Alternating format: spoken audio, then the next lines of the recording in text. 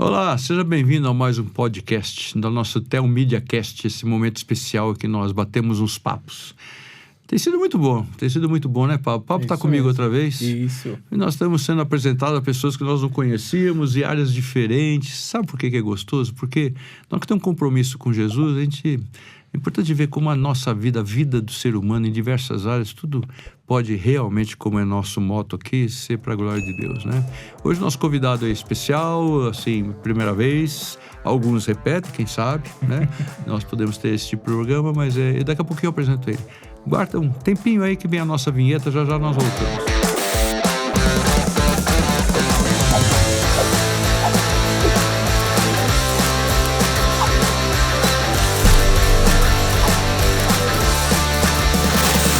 Então, estamos de volta, como eu disse. Pablo, já tinha falado que você estava aqui hoje. Estamos aí, mais uma vez. Bom nós estarmos juntos. É isso, ótimo. A gente curte bastante isso, né? Exatamente. Tem muita pergunta hoje? Privilégio. Tá saindo algumas, já tá borbulhando. Nós estamos aqui com o Gustavo, mas ele vai se apresentar, Gustavo, e vai se apresentar um pouquinho mais, porque eu tenho aqui uma listinha, sempre tem uma colinha, né? Mas ele vai se apresentar um pouco mais para nós conhecermos.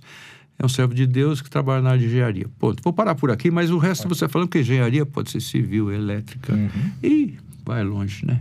Você pode se apresentar um pouquinho para nós? Claro. Gustavo, faça favor. Boa tarde, pastor Fernando, Pablo. Boa tarde. Prazer, obrigado pelo convite. Opa. Prazer estar conversando com vocês em casa. Me sinto em casa, conversando com amigos e espero um papo bem gostoso para hoje. Ótimo. Eu sou professor de engenharia aqui na Universidade de São Paulo.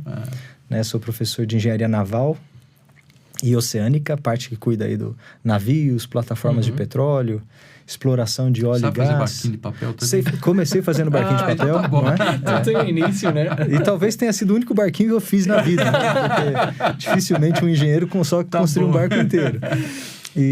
Mas trabalho aqui na USP como docente desde 2010. E gosto muito da carreira de pesquisa, de docência. O seu curso foi feito na USP também? Quando você fez engenharia naval? Exato, eu fiz engenharia naval na USP, depois fui fazer o doutorado fora do Brasil, em aeronáutica, em Londres, e voltei para o Brasil em 2010 e assumi a docência aqui na Poli. Rapaz, engenheiro naval fazendo doutorado em aeronáutica. Eu gosto de uma área da engenharia que, se eu falar, que os engenheiros vão lembrar e vão ter medo, que é a mecânica dos fluidos. Eu já até ouvi falar a famosa e a temida McFlu. Eu gosto da McFlu. Então, acho que pior aqui é só cálculo. Todo engenheiro fala mal de cálculo. Não, mas cálculo é a base de tudo, não tem como se livrar. Mas a McFlu é que estuda escoamento de água, de ar, né, turbulência. Então, ela está tanto na parte naval, de hidrodinâmica, quanto na parte aerodinâmica dos aviões. E é a mesma coisa, você troca ar por água, a mecânica é a mesma. Aliás, tem certas peças de algum tipo de barco que chamam de asa, literalmente. Né? Mas mas agora toda a nossa nomenclatura de avião vem da parte naval. Velocidade em nó, não sei o que mais. Nó, leme, bordos, né? Casco. Estibordo, bordo. Antes dos aviões criamos os barcos, e depois os navios. Né? Tá bom. Deve ser aquele holandês voador que acabou mudando tudo, que era um barco que voava, né? Né? Então, vai ver que é essa a origem. Mas vamos parar de filosofar, vamos falar alguma coisa a mais. Sabe, é tão gostoso ver uma pessoa, um crente, uma pessoa que ama o Senhor e que trabalha numa área tão... Como é que eu diria assim? Tão técnico. Não, tão... Para nós, assim, que somos meros mortais, no bom sentido. Você quer falar nerd, mas não quer falar. Eu não quero. Eu queria usar outra palavra. Tem uma palavra bonita aí que a gente usa, mas tá bom. Que é na área de exatas, né? Então... É bom saber que tem tanto campo de atuação, né? Tem. Será que não cabe crente nas exatas? Não cabe. Acho que deve caber em qualquer lugar, né? Na verdade, né? Quer dizer, qualquer lugar, não. Deve ter lugar que o crente não cabe. Exatamente. Mas eu creio em áreas da ciência, sim. Ciência. Porque essa é uma questão, né? A ciência e fé não são, como se pensa por aí, antagônicas, né? Não. Como é que você se despertou para isso? Você está lá na sua igreja, não sei o quê, escola dominical, foi criado na igreja, né? Fui criado na igreja, graças a Deus. Não sei o quê. Tá bom, você gosta de matemática, talvez. Gostou de física no segundo grau, coisas correlatas, talvez. Mas por quê? Engenharia naval? São Paulo, você estava morando? Isso. Se estivesse na beira do mar, eu não entendi. O mar está tão longe. E eu sou mineiro, né? Então, assim, eu não cresci na praia, né? Tinha que ser mineiro, rapaz. Apesar de ter vindo para São Paulo com 3 anos de idade, eu não tenho histórico, assim, de praia. Eu sou de Varginha, sul de Minas. Tá. Bom, agora estou começando a entender. Agora é para outros lados. Parte de ar. Mas, olha, assim, desde criancinha, hoje a gente consegue fazer essa análise, na época, obviamente, não, né? Eu percebo hoje que eu tinha, assim, uma vontade, uma curiosidade, uma aptidão para o que veio a ser depois uma carreira científica. É aquele cara que desmonta tudo em casa, sabe? Que coleciona tudo que é tipo de inseto, que gosta de lente de aumento para ficar queimando formiga, mas também claro. Ou seja, queimando formiga, né? eu nunca vi. Me desculpe, hoje eu preciso pedir perdão, mas assim, olhando, e meus pais incentivavam muito isso. Essa mente curiosa e tal. E eu gostava muito de aqueles kits de química que a gente ganhava de aniversário, de laboratório e tal. E quase botei fogo em casa. Então tinha...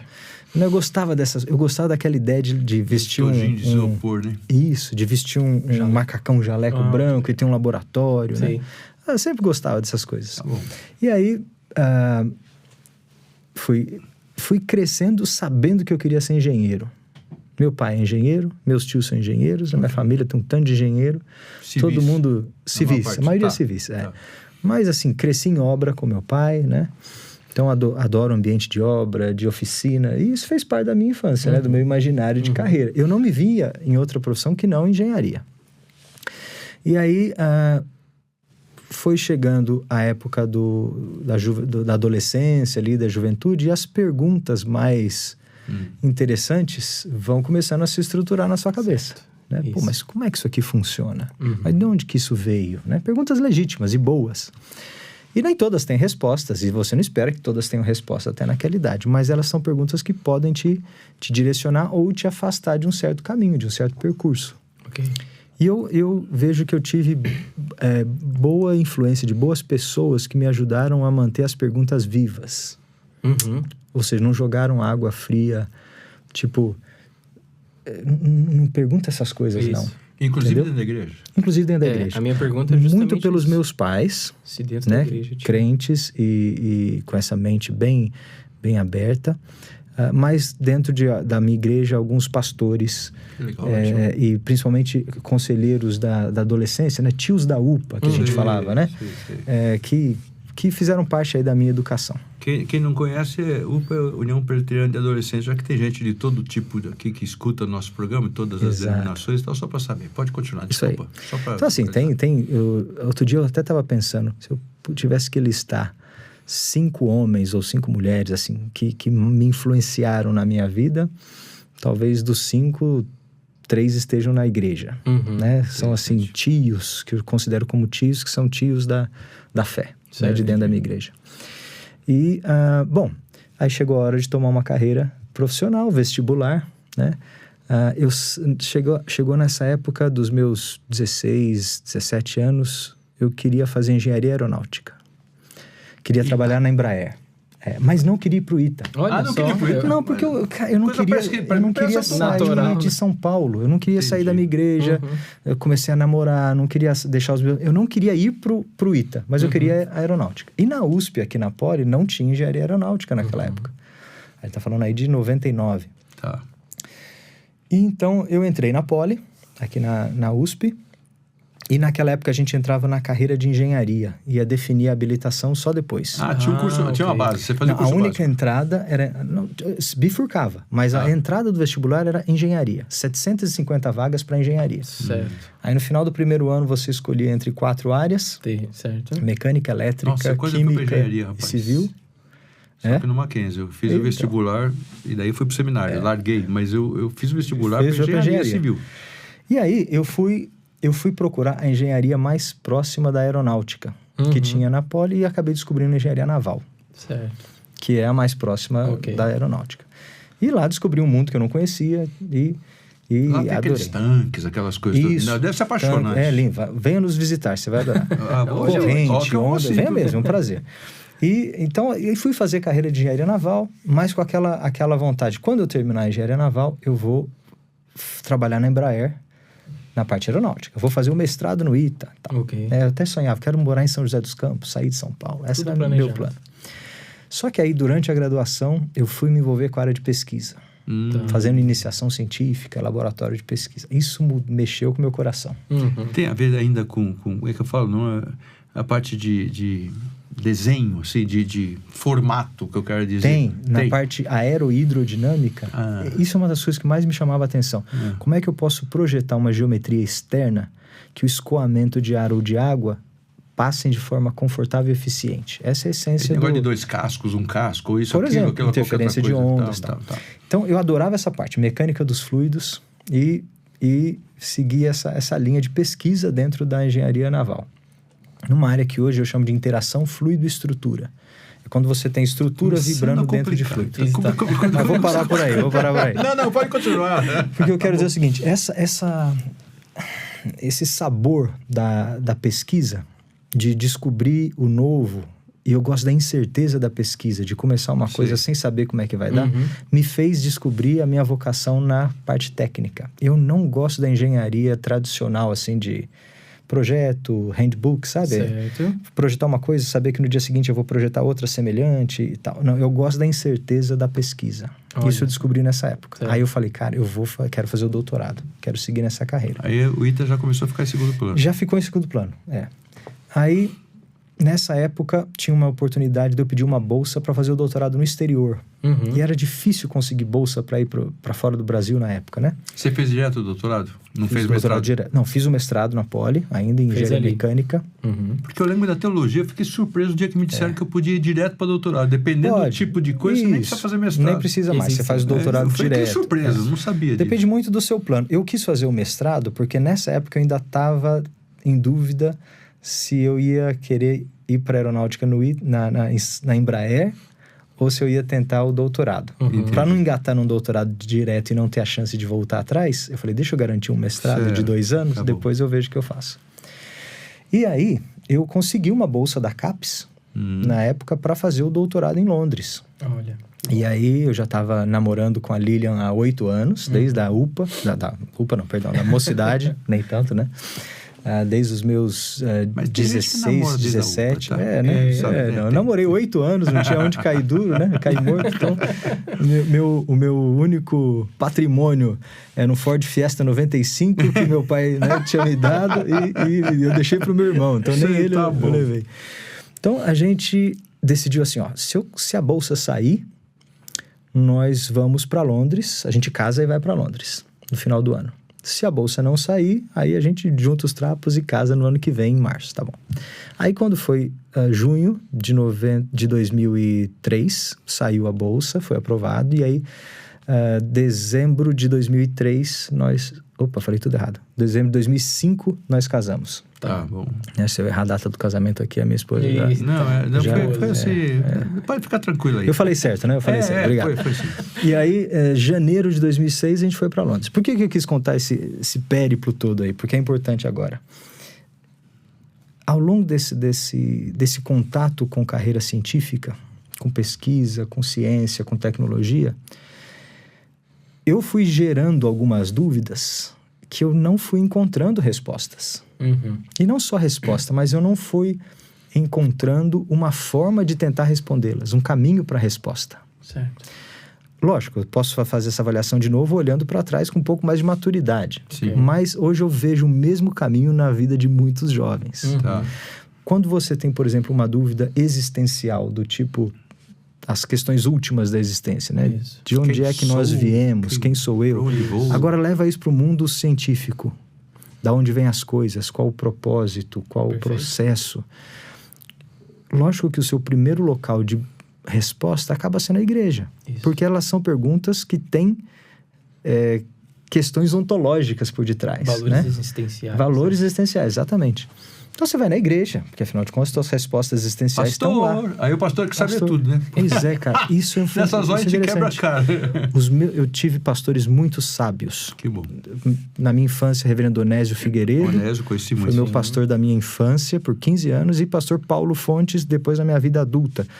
Homens extremamente sábios e nunca fizeram lacração assim. Ah, entendi. Entendeu? Então eles fizeram me levaram o caminho certo. Opa, são perguntas boas. Vai ter que estudar. O Onésio era um homem extraordinário. Eu Demais, tive o prazer de conviver com ele. Eu tenho muitas boas lembranças, reverendo Onésio. Vai ter que estudar. E o caminho, cara, não tenho resposta para isso. Vai ter que achar quem tenha. Isso. Né? Então, eles mantiveram a chama da dúvida, mas de um jeito interessante. E me deram muito subsídio para correr atrás da resposta.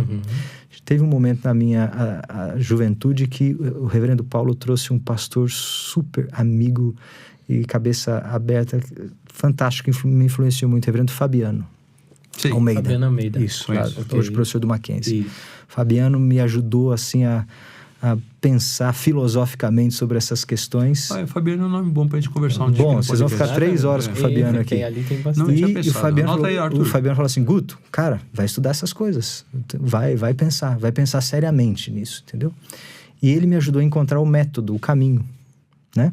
Depois, colegas meus de mocidade da mesma época, que a gente cresceu junto lá, o reverendo Felipe Fontes, mesma Sim. coisa, uma cabeça filosófica brilhante. Cara, tem que estudar essas coisas aí. Jonatas Abdias, meu colega de UPA Mocidade também, que foi para a linha acadêmica. Mal acompanhado. Nossa geração foi muito abençoada lá. Então, assim, foi uma turma muito boa que a gente tinha essas questões. Talvez a gente não compartilhasse tanto, afinal, os meus interesses eram mais nerds, mais científicos e naturais, os deles eram mais nas humanidades e filosóficos, mas a gente teve um bom amparo da igreja para não suprimir a dúvida. Sim. Essa UPA devia ser divertida, cara. Era grande, viu? Nos Tinha uns papos 50 bons, adolescentes. Era uma época de ouro. Hoje a gente, no grupo de WhatsApp da UPA das Antigas, Ainda mantém.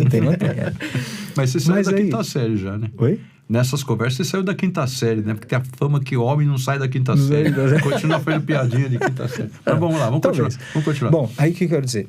Quando eu cheguei em Londres, aí eu tava sozinho, né? Aí eu não... Casado, recém-casado, só eu e minha esposa. Não tinha mais os pais ao lado, não tinha mais igreja, né? Amigos são outros agora.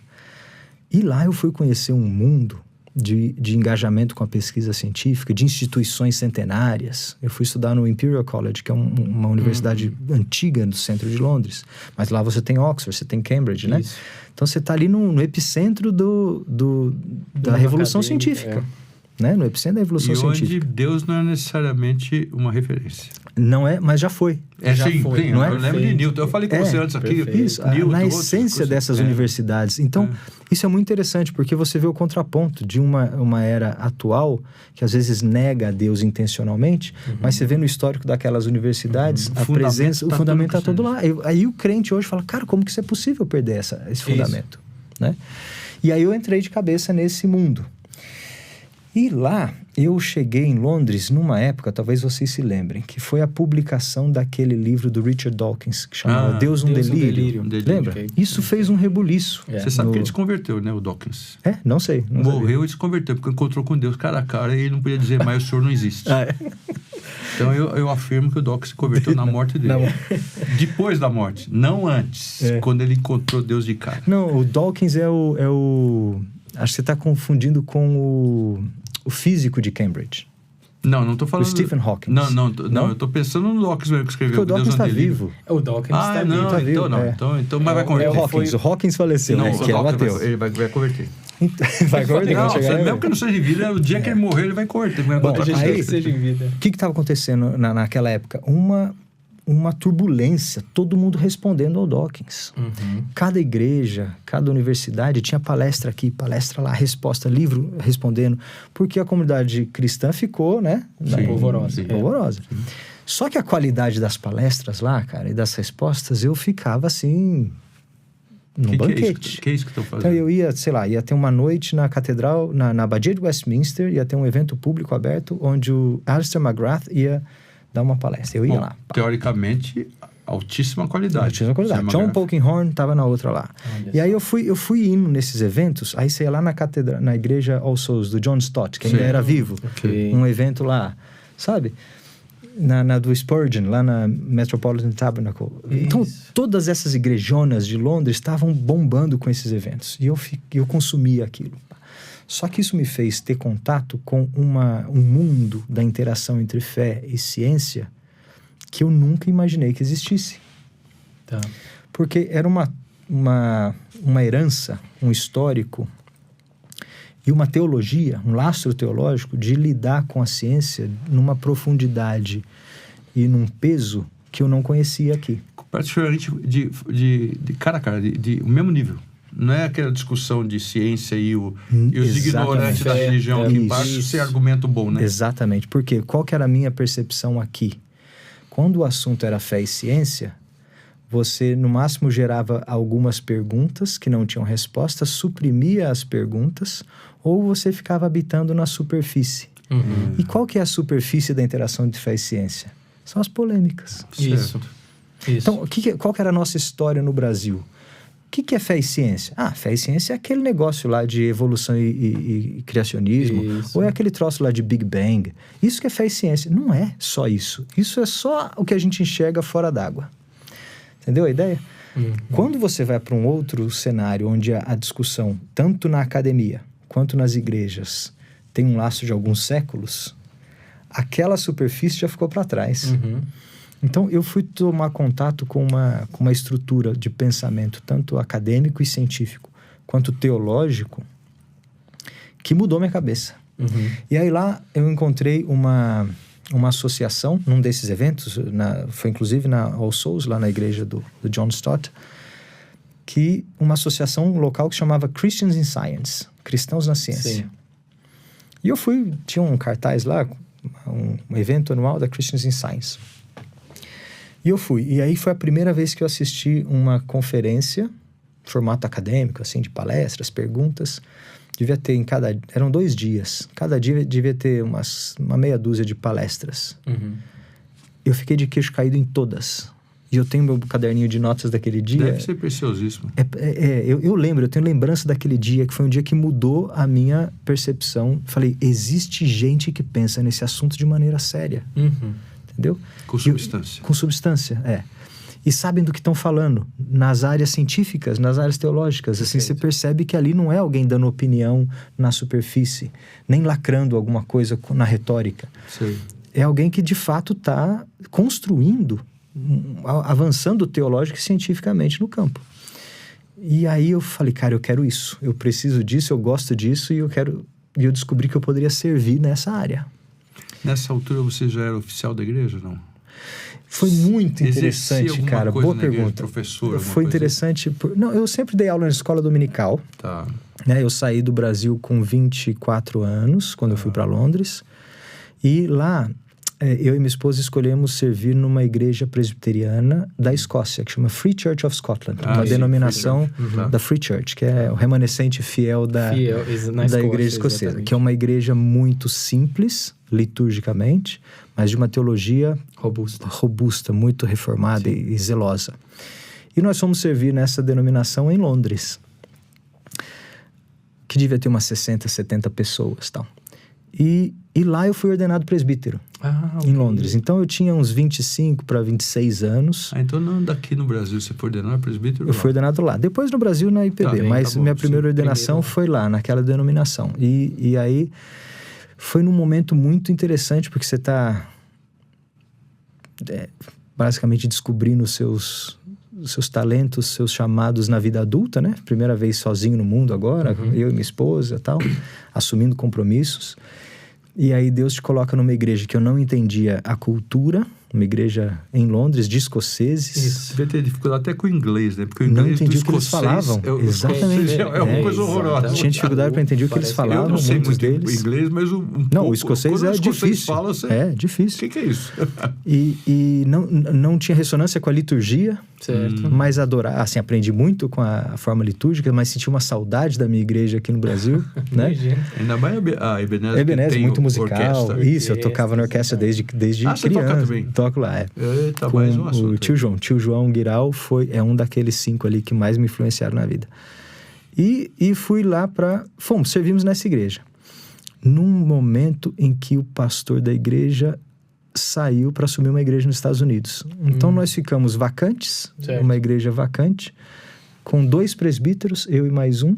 Você se tornou pastor da igreja. Aliás, assim, preguei muitas vezes lá. Biblicamente falando, é pastor. Mas assim, preguei muitos... Mas assim, para tentar pastorear uma igreja que eu não entendia a cultura. Ah, bom. Isso. Então tem toda essa... E a faixa etária, né? Eu tinha 25 anos, a média etária lá devia ser na casa dos 50, 60. Mas foi assim um desafio e uma época que me moldou muito, assim, sabe? Você sente ali Deus não te trouxe aqui para brincar, não. De várias frentes ele foi... Falou, você quer amadurecer? Moldando. Vai amadurecer do jeito que eu quiser. Aquela auxiliar Lilian, que Deus disse que tinha que ser. A Lilian, ela abriu mão de tudo que beleza. da carreira dela, Quem que abre mão da carreira para acompanhar o marido uma loucura de fazer doutorado 4 anos em Londres? Dobrado. A Lilian, assim, Ela vamos tá embora. na parte de engenharia também. A Lilian é formada em educação física. Olha só, outro cara. Muito parecido. Eita, Nada a sim, ver, claro. né? Não, mas você não percebe no meu físico aqui? É só um exemplo, né? A única coisa parecida é física. Na engenharia tem física e exatamente. Boa. E a Lilian largou a carreira dela com alegria, nunca foi uma frustração ou um peso para ela, e ela foi para lá.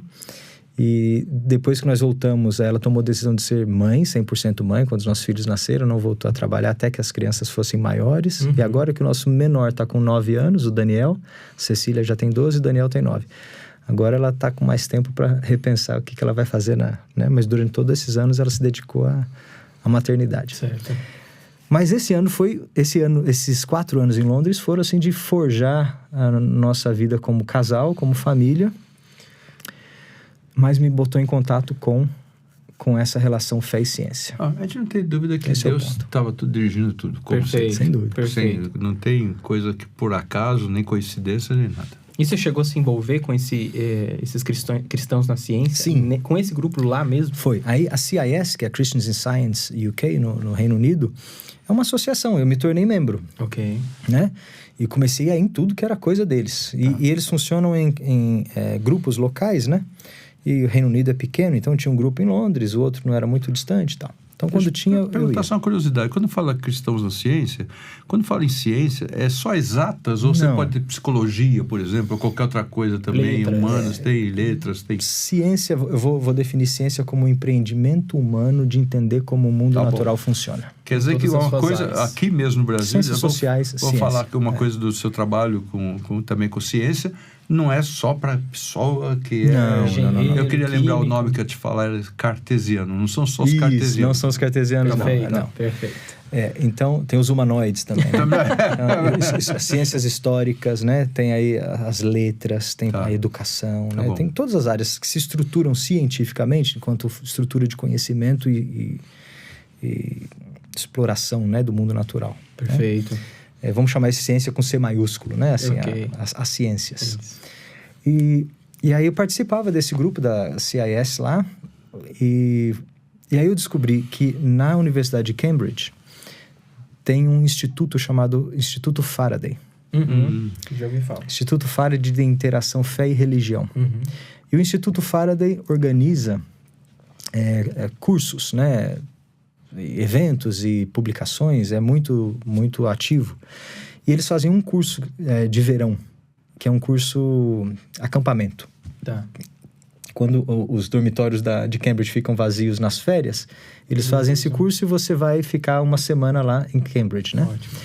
E aí, eu estava lá em Londres e eu vi aquele anúncio do Faraday, curso tal, ciência e fé, professores, John Polkinghorne, Alistair McGrath, Rodney Holder. Eu nem lembro mais o nome de todos, mas cada um que eu lia, eu falo, cara, esses são os nomes que eu tô vendo os livros e tô, entendeu?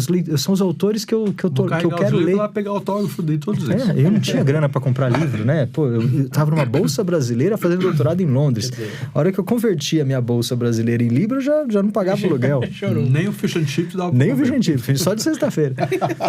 Aí e eles tinham no site lá, no programa do curso, um anúncio de bolsa. Então, se você quiser, né, inclusive para levar alunos do exterior, escreva aqui. Aí eu escrevi, sou um aluno brasileiro, estou fazendo doutorado aqui, gostaria de participar do curso, mas eu já estou em Londres, então eu só preciso de uma bolsa da acomodação, a isenção da taxa do curso, não preciso de passagem aérea e tal. Perfeito. Porque eles bancavam até Ótimo. pra gente ir longe. Não, beleza, você é dos mais baratos pra gente trazer. Pode vir, me deram a vaga, me deram a acomodação e ainda pagaram o meu trem Olha pra ir só, pra tudo pago. lá. Cheguei lá, foi assim, foram uns 4 ou imagino. 5 dias de deleite, de banquete. Intenso. Mas olha, eu conheci muita gente e conversei com todos esses autores e eu, de novo, enchi um caderninho. Aí, quando chegou no segundo dia, a organizadora, né, com quem eu tinha trocado mensagens, falou assim, você que é o Gustavo e tal, você já pegou o seu kit? Aí eu falei, qual kit? Que Ela falou, não, na sua bolsa você tem um kit de livros. Ah, poxa. Eu falei, que bom, né? Os livros. Que legal, porque Não tinha era Kit Kat. uma banca de livros lá, né? De literatura para você E você só lambendo comprar. com a testa, né? Eu escolhendo qual que era um livro que eu ia comprar, né? Exato, eu ia levar. Aí ela falou assim, não, você pode escolher 20 livros. Aí eu falei, como é que é? Ela falou, nem "Não, levar. 20 livros. Exato, eu não tinha mala para levar. Exatamente. Aí eu falei, fala de novo, 20 livros? Aí eu falei, mas qualquer um? Ele falou, quaisquer 20 livros dessa mesa, não precisa... Aí, meu caro... Tá bom. Aí eu tristeza, li né? todos, assim, a capa de todos, eu fiz uma tabela de decisão e eu peguei e falei, quais são os mais caros? Engenheiro. Quais Só os mais 20, caros? Você não virou pra ela e falou assim, só 20? Só É muito pouquinho. Mas, pastor, eu pensei assim, pragmaticamente, quais são os mais caros que eu não vou conseguir comprar? Que você nem ia poder comprar. Né? Estratégia. Assim, os bons e caros. Eu sei que eu enchia uma sacola... Sabe essas sacolas de supermercado reaproveitáveis que a gente tem aqui? Eu saí de lá, porque eu não tinha mochila para carregar. Eu fui no mercado, comprei a sacolinha para poder carregar esses livros e voltar para Londres. A hora que eu cheguei em Londres, a Lilian falou assim... Com que dinheiro que você comprou esse livro? Eu ganhei. Você pagou pelos livros e pôs na sacola. Era isso. E aí eu tenho esses livros lá, todos eu escrevi, ganhei na bolsa tal, porque esses livros são especiais. Eu vou te dizer, esses livros foram a minha imersão no assunto. Ótimo. Porque abriu minha cabeça e me colocou em diálogo com autores que eu não conhecia e com autores que eu passei a discordar. Inclusive isso. Óbvio. Claro. Mas se eu não lesse, Não saberia. eu ficaria na superfície. Exato. Esses caras me levaram para baixo, né? Concordando ou discordando, eles me levaram para baixo. Para baixo no sentido de conhecer aquilo que importa. Né? Afinal, você é um oceanógrafo. Exato. Então, Nessa tudo linha. baixo. Claro. Então, esse dia e esse evento foi outro divisor de águas, né? De ganhar contato com a literatura. Aí, mais pra frente, teve uma competição lá do Imperial College de apresentações e posters que eu participei e ganhei um prêmio em dinheiro. Não me lembro quanto que era, mas eu lembro que eu consegui comprar mais uns 10 ou 15 livros, né? Então, eu voltei de Londres com uma biblioteca. Pagou excesso de Preciosa. bagagem. Não paguei porque eu tinha um irmão voltando com um container de Londres no mesmo mês que eu ia voltar. E ele queria pegar. Deus fez tudo direitinho. Nos mínimos Ainda bem que detalhes. nós Não gastei acreditamos um no tostão. Deus soberano. Carlos Augusto, beijo pra você. Carlos Augusto estava em missão pela Força Aérea Brasileira em Londres. Ia voltar de Londres naquele ano. O Carlos e a Denise. E o Carlão falou assim, Guto, põe teus livros no meu container, porque você não vai pagar bagagem por tudo isso. Então, Que despachei beleza, tudo hein? com o Carlos Augusto, lá na minha Puxa igreja. vida, hein? Bom, aí, deixa eu só ver onde que nós vamos chegar aqui, que é importante. Certo. Esse contato, lá, num dia nesse evento, eu conheci uma pessoa chamada Ruth Bancevich, uma pesquisadora do Faraday Institute. E ela viu que eu era brasileiro e me chamou de canto assim, falou, eu queria te conhecer e tal. Você conhece o Guilherme de Carvalho? Ela perguntou a tiro lá. De lá. Isso em 2007. Falei, não. Eu acho que ela pensou, o Brasil é pequeno igual o Cambridge, né? Isso, o Reino Unido. Falei, não, ele é pastor em Belo Horizonte. Falei, não conheço o Guilherme. Porque ele teve aqui no último curso, ano passado, do curso do Faraday Institute. E eu conheci ele aqui e tal, e achei que você talvez pudesse conhecer. Não conheço. Então tá bom, obrigado. E ficou por isso mesmo. Ela deve ter me passado o contato dele, mas eu não fiz contato com o Guilherme. E ficou por isso. Certo. Né? Voltei de Londres em 2010, só que aí eu voltei de Londres com outra cabeça. Falei, cara, eu vejo aqui um campo necessário no Brasil de atuação entre fé e ciência. Vejo que a gente no Brasil tem um lastro tanto científico na universidade secular, né, Universidade de São Paulo, onde religião não é um assunto a ser conversado. Isso, né? não tem então, lugar. Eu fiz colégio no Mackenzie, então tenho muita percepção do que é uma universidade confessional e uma universidade pública. Mas eu sei que na universidade pública é totalmente diferente da visão de Cambridge e Oxford que eu estava tendo lá. Certeza. Ou seja, o assunto não é bem-vindo. E também conhecia cenários de igrejas onde o assunto também não é bem-vindo. Isso. Porque, afinal de contas, para algumas igrejas, mexer com esse negócio de ciência é coisa do diabo, vai te afastar da fé. Então, muito desse antagonismo aí é pregado, ou reforçado tanto pela academia brasileira quanto pela igreja. Pela igreja. E às vezes pelas famílias. Porque na ignorância... Exato. Tem né? medo que o filho seja contaminado, abandone a fé, qualquer coisa assim. Perguntas Exato. que eu recebo direto é se o meu filho deve ou não estudar física. Se o crente pode estudar química, Olha só. pode estudar biologia e astronomia, Pois porque isso vai afastar ele da fé, vai afastar da igreja, né?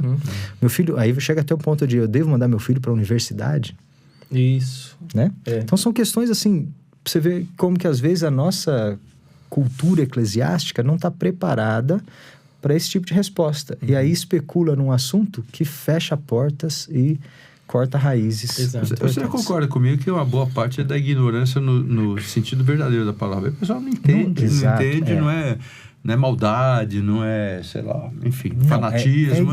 Porque ignorância. realmente não entende muito. essas Hoje eu tenho coisas. minhas teses, né? Certo. Porque agora com uma Chega experiência uma eu consigo falar, por exemplo, nossas igrejas precisam desenvolver uma boa teologia da natureza. Hoje, não teologia natural, Isso. mas uma boa Que é teologia diferente. da natureza. A gente Certo. precisa enxergar a natureza ou a criação não apenas pela contemplação. Não, tem que ter uma outra teologia da natureza, e ela existe, ela está bem estruturada, a gente que não faz uso dela, mas que coloca a ciência como um empreendimento justo, santo, diante da face de Deus, legítimo, que traz prazer ao homem e glórias a Deus, parte do mandato cultural. Perfeito. Isso, entendeu? Isso é uma teologia da natureza. Schaeffer, de Poluição, Morte do Homem, seria mais ou menos essa direção? Você conhece? Conheço e É bem fininho, são tá? pedrinhas Pequeno, que tá? vão compondo uma boa teologia da natureza. Tá, porque é bem simples. Mas eu lembro uma frase que eu li lá na década de 80, sei lá, quando foi que eu li esse livro do Schaeffer. E ele dizia assim, se o cristão praticasse o que a Bíblia diz, não precisaria ter nenhuma ONG de defesa da natureza. Por exemplo, hoje eu trabalho na área de transição energética e eu vejo muito de lastro moral que remete às suas convicções, né, ontológicas aí, tomando decisões na área técnica. Certo. Mas você tem razão, livros como o do Schaeffer, o livrinho simples lá do Walters de Cosmovisão Cristã, Sim, tá. entendeu? Todas essas pílulas que a gente já tem precisam ser compostas no que seria uma boa teologia da natureza. Isso tem que ser explorado no imaginário da criança. Na pré-escola tem seu momento, na carreira do colégio tem o seu momento. Você tem que legitimar profissões técnicas e tecnológicas e científicas dentro do mandato cultural. Você conhece homeschooling, não? Conheço. E tem alguma coisa nessa área? Não sei te dizer. Seria ótimo que estivesse no currículo, já que o homeschool... Formação de currículo. Ou na Axis também, que tem as Isso, na escolas Axis que também. devia ter. Tem que ter Mas muito. percebe que é um resgate muito mais de dentro para fora. A igreja Entendi, precisa fazer isso. Entendi. Entendeu? Porque esse é o papel de igreja. É uma teologia da natureza. Tá. Lógico que ela vai beber de informação científica, de currículos escolares, de escola dominical. Ela vai usar essas Existe ferramentas. interação. Mas é uma teologia da natureza. Última análise, Quando responsabilidade você do pastor nos seus preparos e ensinos. Por exemplo. Tá. Isso. E parte de uma teologia da natureza é saber trazer pessoas com voz e autoridade quando o assunto está dentro das suas esferas de autoridade. Sim, tá certo. É uma Então, boa quando o saída. assunto é algo do campo científico, e você sabe que a resposta não está nas escrituras, porque ela não se propõe a trazer esse tipo de resposta, você não tem que cavar respostas da escritura. Você tem que Forçar, entender que a verdade que vem pela investigação do mundo natural é uma verdade de Deus, legítima, a partir da sua revelação geral. Então, isso é parte de uma teologia da natureza, que a gente precisa construir num sentido brasileiro, né, do termo, e viver uma teologia da natureza no Brasil. Aí eu sou engenheiro. Engenheiro o que faz? Pega o mundo natural, transforma para um fim útil. Alguém juntou essa porcelana e fez disso uma xícara, e tem função de caneca. Ok. Serve para mudar a minha vida e eu beber água. Poxa, eu preciso de uma teologia da tecnologia. Eu posso fazer tecnologia? Eu devo fazer? Como é que eu faço? Eu sirvo a Deus fazendo tecnologia? E a tua experiência é que isso é relativamente natural? Assim, no sentido de um desenvolvimento de um crente, quando você vai trabalhando como um cristão, isso vai sendo... Ou você tem que forçar a barra de vez em quando para conseguir... puxar uma coisa da ciência e ser aplicável. Eu não estou falando... A Bíblia não é um livro de ciência. Isso. Acho que isso é uma coisa geral que nós temos, num certo sentido. Mas a Bíblia trata da ciência. Ela fala de coisas... Ela coloca a ciência no seu devido lugar. Ela tá, né? Enfim. Mas você acha que isso é muito difícil? Não. Tem que abrir uma ostra para tirar uma... Não, eu acho que isso é orgânico, é natural. Porque agora, aí vem a você respeitar as dúvidas o engajamento, a interação com o mundo natural. Vamos chamar de cultura, de forma geral. Porque isso vai ser uma verdade em qualquer área da nossa atuação enquanto seres humanos. Seja na música, seja na teologia, seja nas letras, seja nas ciências naturais. Puxa vida, você vai se engajar com a criação. Ou com o mundo natural, ou, para usar o termo, com a cultura, né? Que o ser humano construiu dentro da criação. Isso. Puxa, nesse engajamento vão surgir dúvidas legítimas que vão requerer estruturas de pensamento para te trazer respostas. E essas estruturas vão se dar no sentido teórico-filosófico do método científico, do método pedagógico, do método teológico lá das doutrinas. Cada um vai ter o seu ferramental para estruturar suas respostas. Mas também vai se dar da nossa experiência de fé. Porque você não funciona em duas pessoas. Isso. Que eu tenho respostas científicas durante a semana para um fenômeno e no domingo eu vou ter respostas espirituais para o mesmo. Não, de forma alguma. Eu gosto do exemplo do amor. O amor. Porque quando alguém fala, eu vejo o crente torcendo o nariz e ele torce o nariz de forma equivocada. Isso é um equívoco. E é simples. Por exemplo, você já viu alguém falando na televisão assim que o amor nada mais é do que uma atração física entre um homem e mulher. Porque quando eu vejo a minha esposa, eu percebo alguma vantagem estética nela, isso me faz pensar numa vantagem reprodutiva, isso me causa, sei lá, efervescência nos hormônios, sinapses no meu cérebro, então eu vou ter reações físicas, fisiológicas. Isso é o amor. O amor é isso. Ora, um naturalista vai reduzir o amor a isso. E ele vai tentar explicar o amor dessa forma. Rapaz, isso aí é tão bom, porque eu tenho escutado falar tanto em IA. Isso. E eu fico pensando, rapaz, o pessoal está achando que IA é a solução de todos os problemas.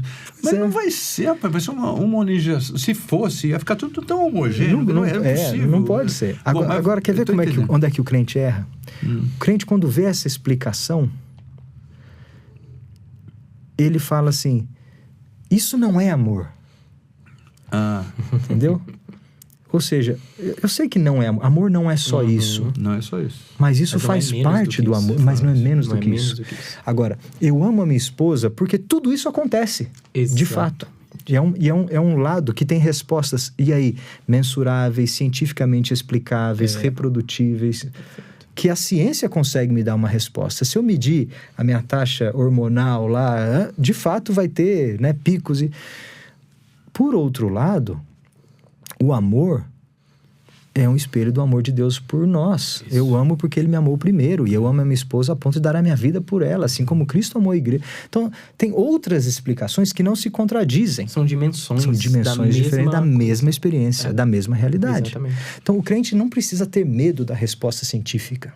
Não precisa ter medo. Porque quando ela é verdadeira, ela é verdade de Deus para a nossa experiência e para a realidade.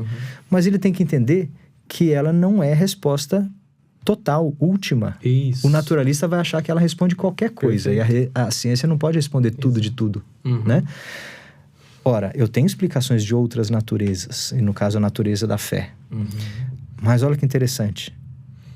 As verdades que vêm dos dois lados, elas têm autoridade dentro dos seus territórios. Eu não posso querer dizer agora que o amor não tem uma reação neurológica nas minhas sinapses cerebrais, porque o amor é fruto do amor de Deus. Não posso, entendeu? São campos diferentes. São igualmente verdadeiras, porém perspectivas distintas do mesmo fenômeno. Até porque a revelação geral, ela não é menos revelação do que a revelação especial. Exato. Então, algumas pessoas elas abordam a questão da revelação geral como se ela contivesse um pouco de revelação que você tem que caçar ali.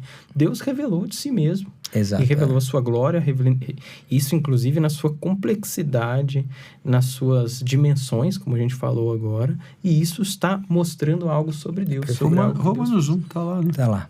Exato. A revelação geral não é menor. Não é menor que a Tanto especial. que você se torna indesculpável porque ela, não é porque ela... Deus deu um peso de desculpabilidade pra Nunca ganhou ela a Bíblia, porque é os revelação Gideões, de uma fato. coisa De fato, senão... Ela tem propósito distinto da revelação especial, Perfeito. mas ela não é menor. Tem Agora, dois livros, naquela Calvino análise... falava dos dois Isso. livros. Olha, desde Agostinho, os livros estão lá, tá lá na Confissão Belga. Eu ia falar Revolução. Tá na Confissão Belga. Isso. A analogia dos dois livros é linda. Eu gosto Agora, bastante disso. Deus escreveu 2 livros, o mesmo autor. Nós somos leitores. Isso. Quando a gente lê e não entende, você não vai jogar a culpa no autor. A culpa é do leitor que não lê direito.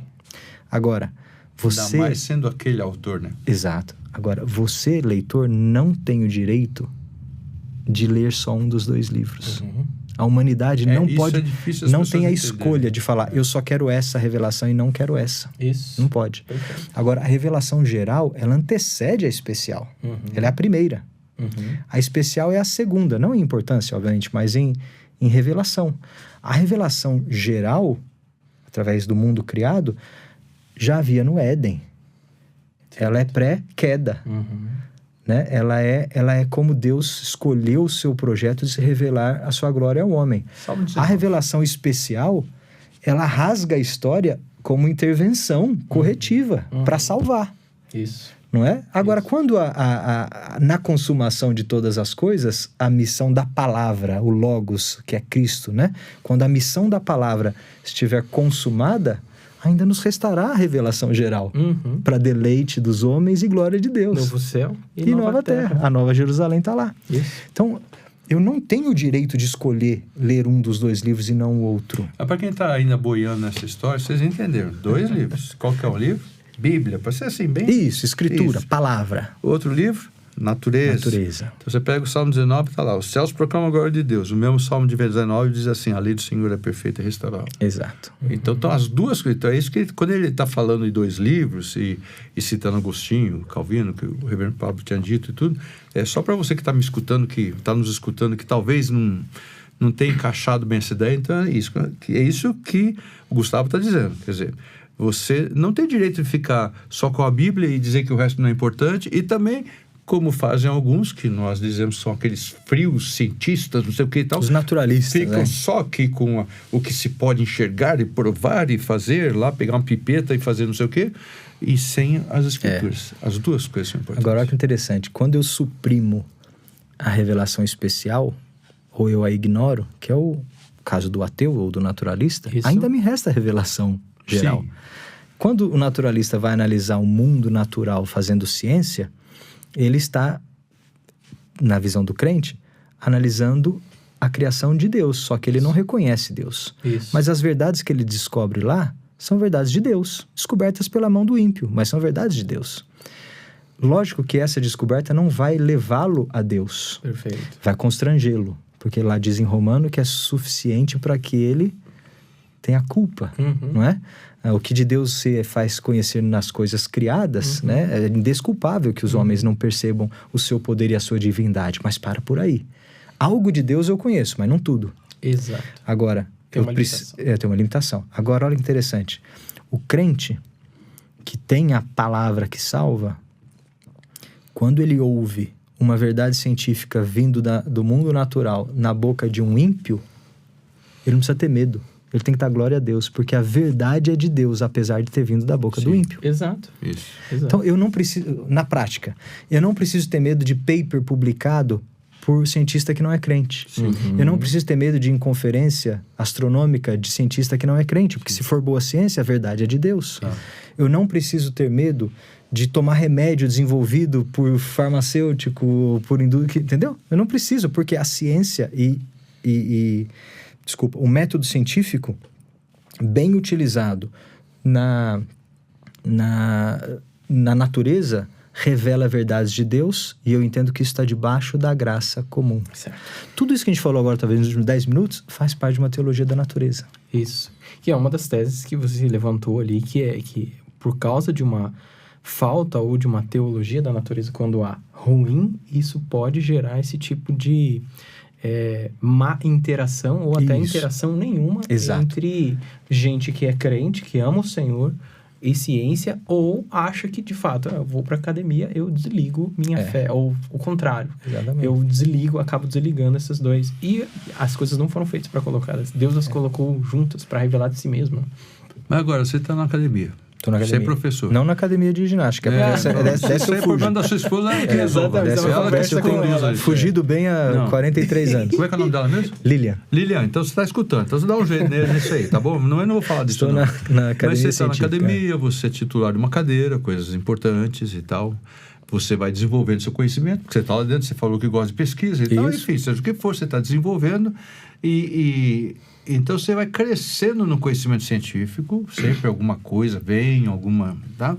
Mas também vai crescendo na sua comunhão com Deus. Então essas coisas vão caminhando junto. Há uma dificuldade prática para você no dia a dia, na academia, de andar com esses dois caminhos. Eu quando fui examinar para o seminário, tinha que ter havia como é que fala? Não é certificado? Puxa vida. Um teste que era feito, eu tinha que... exame de sanidade física e mental. E tinha o mental. O mental eu fui fazer com, então, um professor da USP também, um homem conhecido aqui em São Paulo, já falecido, e Dr. Aldo Maranhão, e ele era psiquiatra, ou era psicanalista. Bom, enfim, certo? Homem da ciência e tudo mais. E eu fui fazer com ele. Eu entrei no consultório dele, e ele conhecia muito meus pais, eu já o conhecia e tal. Fernando Milton, não sei o quê, parará, senta aqui. E aí, não sei o que eu conversei com ele, qualquer coisa, em cima da mesa dele tinha uma Bíblia. Eu tô rindo porque eu conheço o filho dele. Nelson Maranhão é membro da minha igreja. Nelson, sim, eu conheço o Nelson. O Odinho foi minha ovelha, o irmão do Nelson. E nós temos um neto dele que chama Flamínio, que é membro da minha igreja, diácono da minha igreja. Conta aí que essa história do pai do Nelson eu não conhecia. Não, mas só falar que o Dr. Aldo chegou para mim e falou assim: Fernando, eu quero te falar um negócio. Ele era médico, ele era da área das ciências que estudam as questões mentais, isso aqui e tal, que seja o que for que possa classificar. Ele tinha uma Bíblia na mesa e falou assim: 70% dos casos eu resolvo com a Bíblia. Acho que foi 70. Foi 70. Foi. As pessoas vêm procurar, 70% dos casos eu resolvo com a Bíblia. Com a Bíblia. Então, eu não estou falando que a Bíblia vai dizer lá logaritmo, exato, matriz, não adianta derivada, lá que não sei tá. lá, o que eu lembro mais de segundo grau. Eu falei matriz, derivada, acho que é o máximo que eu posso chegar, mas enfim, ou a questão dos fluidos, eu não vou falar sobre isso. Tem construção de um barco. Então, tem receita de um barco lá, né? Preciso lembrar que quando nós vamos pregar em Jonas a próxima vez, quando chegar aquela hora da tempestade, chamar ele para falar por que o barco balançava, por que jogaram fora as coisas. Ou quando fala de Noé. Também Noé, tal, mas vamos voltar aqui. Então, é interessante, para você, na prática, no dia a dia, eu não estou dizendo que você usa a Bíblia para resolver a aerodinâmica, seja ela de avião ou de barco. Mas dá para trabalhar junto? Quem está me escutando é um jovem pensando na vida dele, eu sinto um chamado para trabalhar para o Senhor, e alguns acham que o chamado para trabalhar para o Senhor é só pastor. Mas, de repente, Deus está te chamando para você trabalhar para Ele na área da ciência. Por que não? É possível? É possível. Eu acho que é. Se eu dissesse que não é possível, você teria que estar fora, né? Eu teria que estar fora. Eu acho que é possível, eu acho que é necessário. Tá.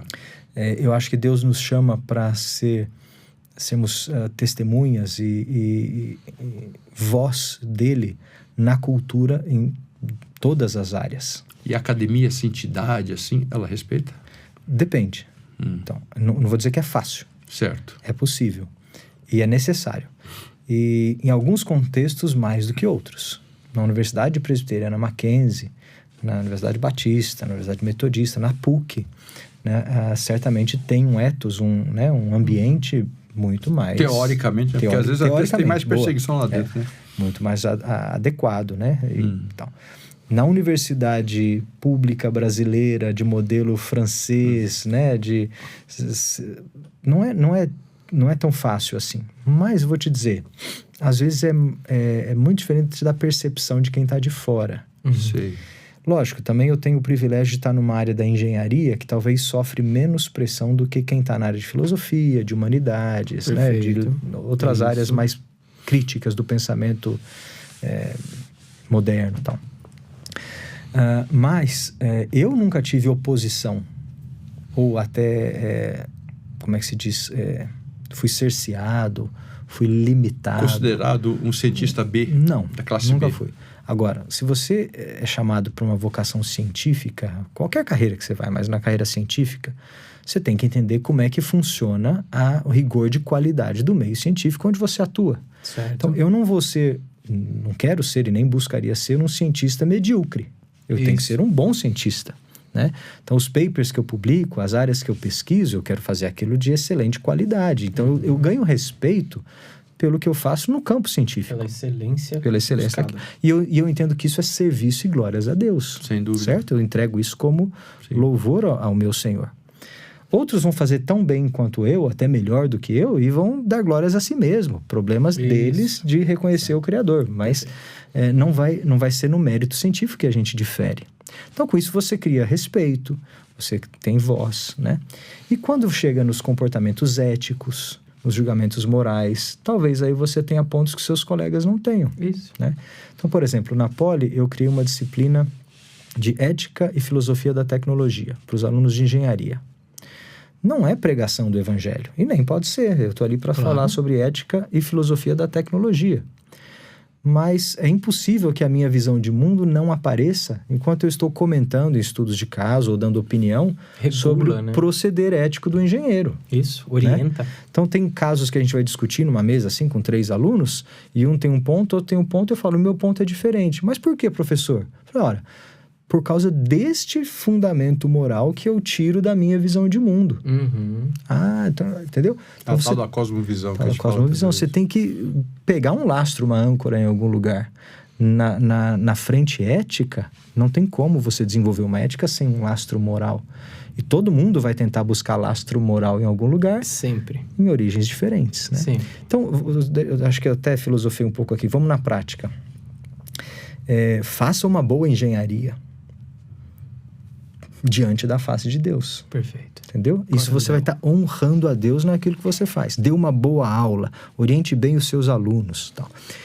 E não deturpe a função da academia e da universidade no seu modelo. Ser um cristão na universidade não significa que eu vou pregar João 3,16 em vez de ensinar mecânica dos fluidos na sala de aula. Não é isso. Ótimo. Não é escola dominical. Isso não, se eu não fizer isso, não quer dizer que eu não estou louvando a Deus lá, ou servindo a Deus. Isso. Foi igual o professor Maranhão. Se você entrar na minha sala, no meu gabinete, lá tem uma Bíblia lá. E eu vou te dizer que muitos alunos já bateram na minha porta na USP, que eu não conhecia o aluno, né? Quando são os alunos do meu curso, tal. Às vezes bate um lá que eu não conheço, o cara fala, professor, você é o professor Gustavo? Sou, pode entrar. Posso conversar com o senhor um pouquinho? Pode. É que eu descobri que o senhor é crente. Eu queria conversar com algum professor crente e só achei você. Aí você fala, cara, alguém aqui está precisando de conselho que não é sobre mecânica dos fluidos agora, né?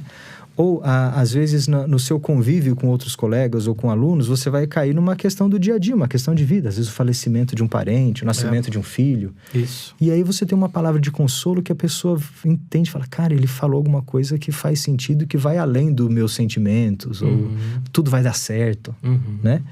Isso leva a conversas redentivas. Agora, olha que interessante.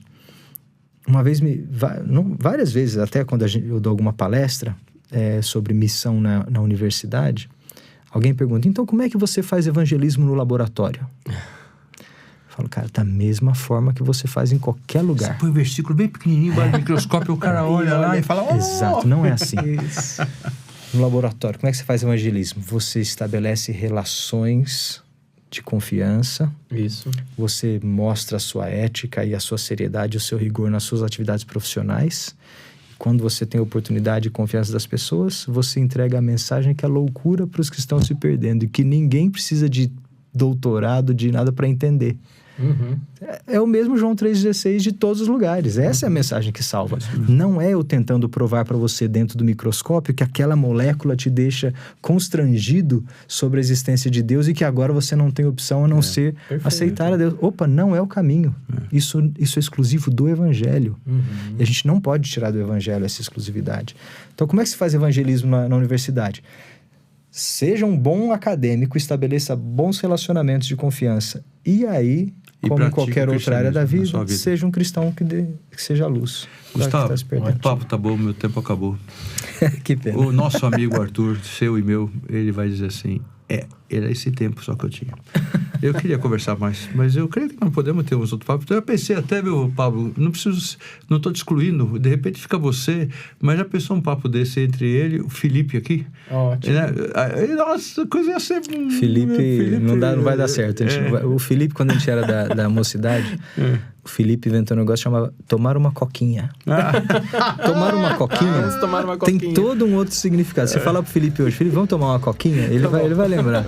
Tomar uma coquinha eram as conversas mais profundas da... Quem sabe você tá escutando, Felipe? Tá escutando? Aí, guarda aí, cara. em vez de Eu vou água, te tem uma chamar aqui. coquinha. Felipe, tô com saudade das nossas coquinhas no Habib's.